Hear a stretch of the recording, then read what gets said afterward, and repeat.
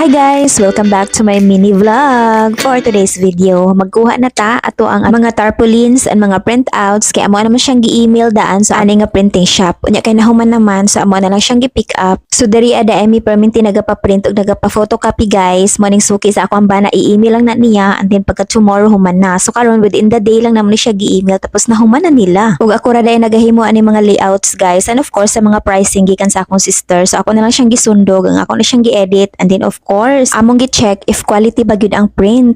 Tinuod nga, napaka-quality. Suki nga talaga. Thank you kaayo Move On Graphics. May pa ang printing shop naka-move on tapos ikaw diha wala ka naka-move on, char. Ug mao na gyud ni nadayon na gyud niya ang gusto nga business sa ako ang manghod. So na ang pangalan ay Beauty Faye Studio. And so why is it called Beauty Faye Studio? Of course naman Beauty Faye derives from her name, Faye, Marie Faye, and then beauty because her business is all about beauty. It's been her dream and passion. So ito na nga nabigyan na nga ng kulay. Ug maupod na ang color sa tarpaulin kay mao na gusto niya na color. Ug amo agi na siyang gibungkag kay basin day makulangan og isa magbalik-balik na pudta. Ug kanisad amo ani siyang gilaminate gyudaan para dili siya mahugaw no. Unya kay gusto ko nung mutan-aw si Habib sa final product sumo na ni spa menu. Di ba cute? Ikaw kanus ka mag-menu. Char. Og na grocery day mi gamay para sa among mga needs and then ato na pud mi og DIY kay napud mi gipamalit dito og mga kulang pa sa spa. Pwede gyud kay mo matulog dito kay naiunlan. Og mo na itsura pagkagabi dito sa ilang location. Dali ra kay ni siya tudun guys. Duol ra ni siya sa NDS og Mr. DIY Mintal Public Market. Dili makaya na magtaod ang banner sa taas guys kay ang atong height naginuton. Mag-hire na lang siguro mi para mataod to siya. Ug mao ni siyang itsura. Gamay lang gyud kay siya guys. Studio type lang na siya. So limited lang gyud kay ang customer nga pwede ma-cater ani. Mao nang mag-book mo online para ma-priority mo. Gamay na lang gyud kulang para mahuman na namog arrange tanan. Ug nindot kayo lingkuran ang bangko mura kag prinsesa. Kani nga business guys, pag gamay-gamay lang ni siya pero daghan kay kag anik-anik pamaliton. Ug hinaot po unta guys nga mo support mo sa amo ang small business. Palihog na lang pud guys, i-visit ang amohang page para dito nyo makita ang among services. Pagod na daw si Joe guys. Pagod na siya kag ipalungan ako niyang suga. Ugma na po daw nya kay nagutom man kami oy. So dito kami naghapit ba. In fairness kaduhan ako nakakaon diri alami man pud ay siya diri. Daghan kayo silang pilianan ng mga food. Sunod dalhon ako si Papa diri ug si Mama diri kay duol ra. Ug mao ni among gipang order. Di ba lami kay og mga naw? Of course lami po na siya no. Lami po silang timpla. Kami lang sang tulo diri